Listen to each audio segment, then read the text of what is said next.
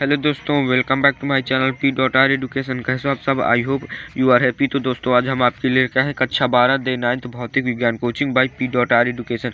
तो जैसे कि दोस्तों डे 8 में हमने बताया था कि किसी भी बिंदु के कारण वैद्युत क्षेत्र की तीव्रता ज्ञात करना, और इसके पहले हमने बताया था कि निरक्षीय स्थिति में वैद्युत क्षेत्र की तीव्रता ज्ञात करना। निरक्षीय स्थिति में मतलब लंबवत, और इसके और पहले बताया था अच्छी स्थिति में वैद्युत क्षेत्र की तीव्रता ज्ञात करना। अच्छी मतलब जिस अक्ष में हो उसी अक्ष में। तो इसके तीन तरफ से ज्ञात करते हैं, एक तो अच्छी, दूसरा निरक्षी, और चौथा है किसी भी बिंदु के कारण मतलब वैद्युत क्षेत्र की तीव्रता ज्ञात करना। तो दोस्तों आज हम आपके लिए लिखे हैं कूलाम का सदिश रूप, कूलाम नियम का सदिश रूप। कूलाम नियम तो मैं आपको पढ़ा चुका हूँ और आपने भी पढ़ा होगा कि कूलाम नियम कहते किसे हैं। तो ये रहा, चलिए लेके चलते हैं। कूलाम नियम ये है। कूलाम नियम कहता क्या है? कूलाम नियम दो आवेशों के बीच लगता है। कूलाम नियम दो आवेशों के बीच लगता है, ये तो आपको पहली बात बता दूं। कूलाम नियम है कि इस नियम के अनुसार किन्हीं दो बिंदु स्थिर बिंदु आवेशों के बीच लगने वाला आकर्षण या प्रतिकर्षण बल उन दोनों आवेशों के गुणनफल के अनुक्रमानुपाती तथा बीच की दूरी के वर्ग के व्युत्क्रमानुपाती होता है, जैसा कि हमने बताया था। और ये आया था F proportional to Q1 Q2 बटे R स्क्वायर। जहाँ प्रोपोर्शनल हटा था तो बराबर आया था, तो F बराबर हमने लिखा था K, F बराबर लिखा था K Q1 Q2 बटे R स्क्वायर। K बराबर नियतांक है, K का मान होता है 1/4 पाई एप्सिलॉन नॉट, और इसका एक मान होता है, जो मान होता है वो होता है 9 × 10⁻9 न्यूटन मीटर स्क्वायर पर कूलाम का स्क्वायर। तो अब इसी का दोस्तों हमें कूलाम इसका अब इसका दोस्तों हमें सदिश रूप पाना है। तो सदिश रूप, तो अब चलिए सदिश रूप दिखाते हैं, आपको समझाते कि सदिश रूप होता कैसे। तो अभी मैंने आपको बताया क्या कि ये जो कूलाम का नियम है दो स्थिर आवेशों के बीच लगता है। तो मानिए ये दो दोस्तों कोई आवेश है Q1, यहाँ कोई आवेश ले लीजिए Q2। तो अब दोस्तों इसमें करते क्या है, आप पहले इसको एक स्थिति इनकी ज्ञात करनी है। स्थिति कैसे ज्ञात करेंगे? तो स्थिति ज्ञात करने के लिए आपको वो लेना पड़ता है क्या, मूल बिंदु। तो मूल बिंदु कैसे लेंगे? तो ये देखिए हमने मूल बिंदु बना लिया। ये रहा दोस्तों x अक्ष, ये रहा दोस्तों y अक्ष। ये क्यों होता है? ये दोस्तों इसकी वो मतलब स्थिति ज्ञात करने के लिए हम x अक्ष और y अक्ष का ही मतलब आर्गटल बनाते हैं, जो मूल बिंदु से इनके दोनों की मतलब स्थिति ज्ञात करते हैं दोस्तों। तो मूल बिंदु से स्थिति ज्ञात करते हैं और इनमें क्या किसके किसके सापेक्ष है ये सब निकालते हैं। तो यही है दोस्तों कूलाम नियम का सदिश रूप। तो आप जानते क्या है कि कूलाम नियम दो आवेशों के बीच लगता है। तो अब चलिए चालू करते हैं। तो दोस्तों अब क्या है, ओ के सापेक्ष या 0 के सापेक्ष Q1 का स्थिर सदिश है। ये देखिए दोस्तों, बिंदु O के सापेक्ष Q1 का स्थित सदिश है। स्थित सदिश क्या है? स्थित सदिश, अब ये बताइए कक्षा 11 में स्थित सदिश तो आपने पढ़ा होगा। स्थित सदिश कहते किसे हैं? स्थित सदिश ऐसा सदिश होता है जो किसी भी बिंदु की स्थिति को मतलब बताता हो। स्थिति कैसे बताएगा? मूल बिंदु से बताएगा।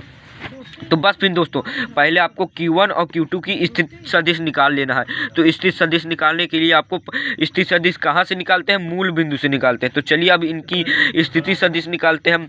तो कूलाम के नियम में पहला काम होता है आपको स्थित सदिश निकालना। दोनों आवेशों की पहला काम होता है स्थित सदिश निकालना। तो चलिए इनकी स्थित सदिश निकालते हैं। कहाँ से? मूल बिंदु से।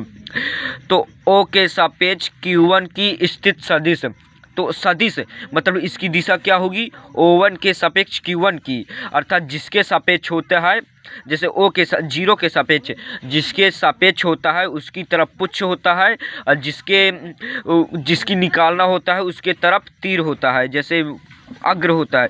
तो ये देखिए ये रहा अग्र, ये इसका ये रहा, इसकी दिशा ये हुई। और इसको हम क्या नाम दे दें? इसका मान लीजिए R1 वेक्टर नाम दे दिया।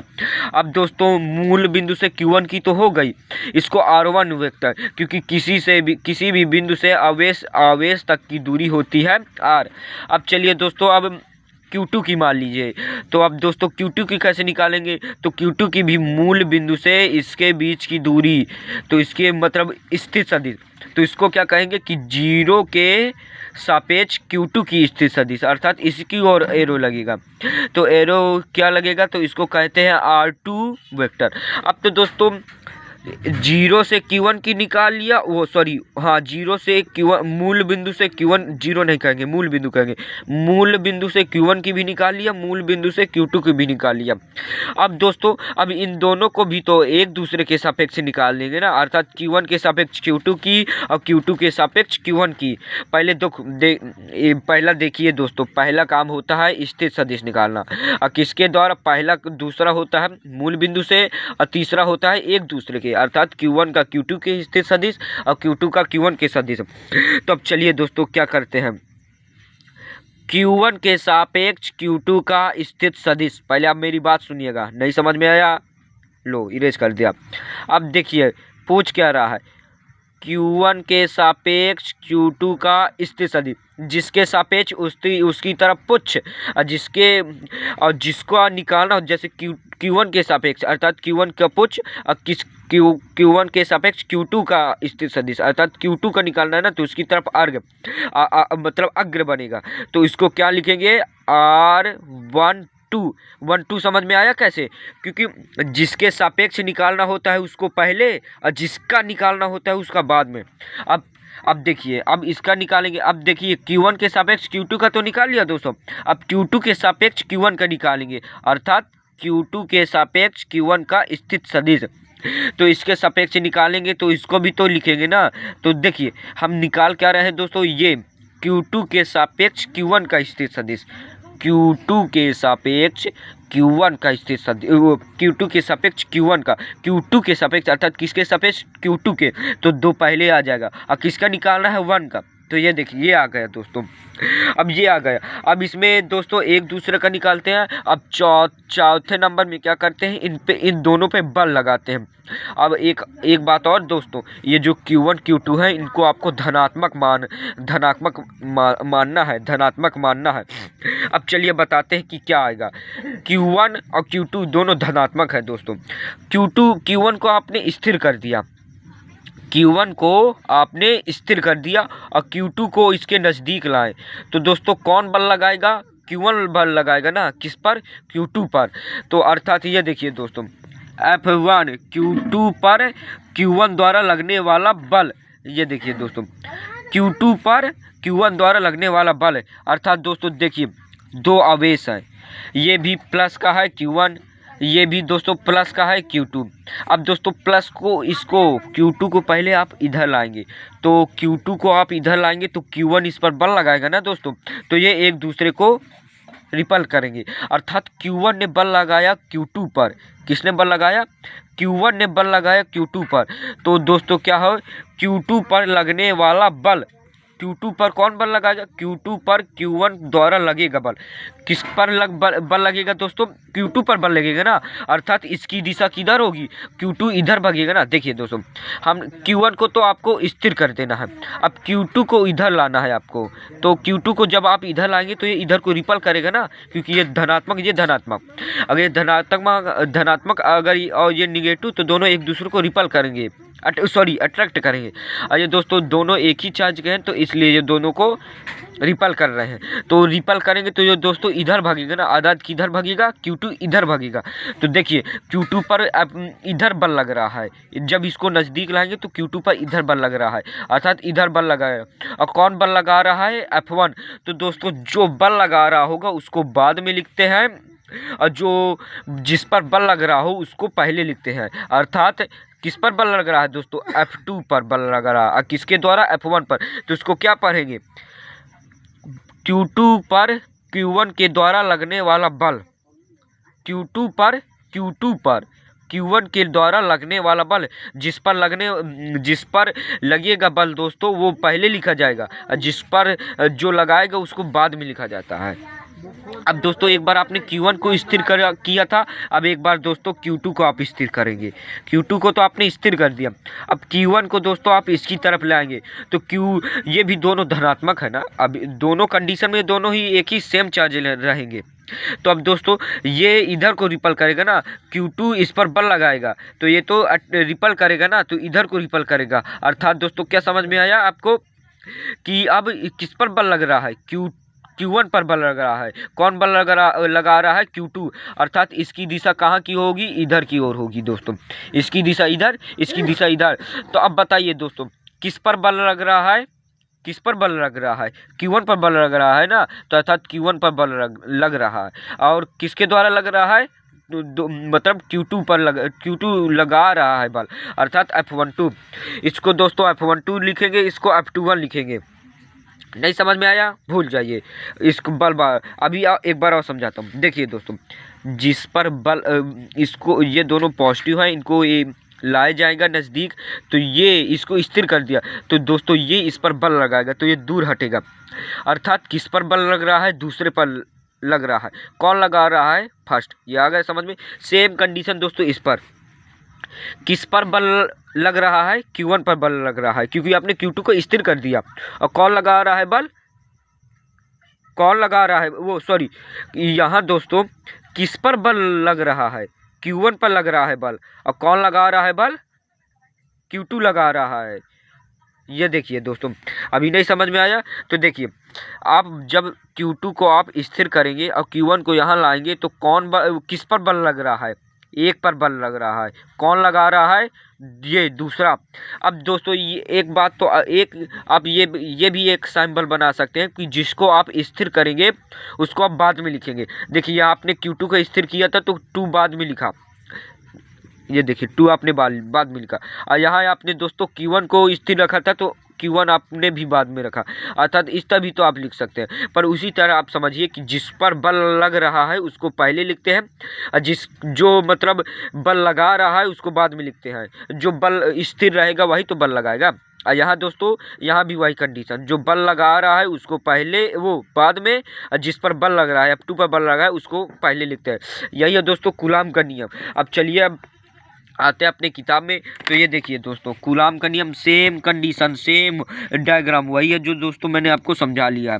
ये देखिए दोस्तों, ये मूल बिंदु है, यहाँ से ये कोई Q1 है, ये Q2 है। जो एक बार और समझिए, जो कूलाम नियम है वो हमेशा 2 आवेशों के बीच लगता है जो स्थिर होते हैं। और दोस्तों ये इनका पर बल लगता है, बल हमेशा 2 आवेशों के कारण लगता है, आवेशों पर लगता है।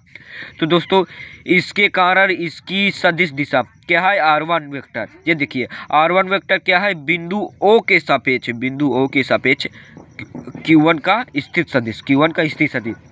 अब दोस्तों Q2 क्या है? O के सापेक्ष Q2। ये देखिए R2 क्या है? बिंदु O के सापेक्ष Q2 का स्थिर सदिश।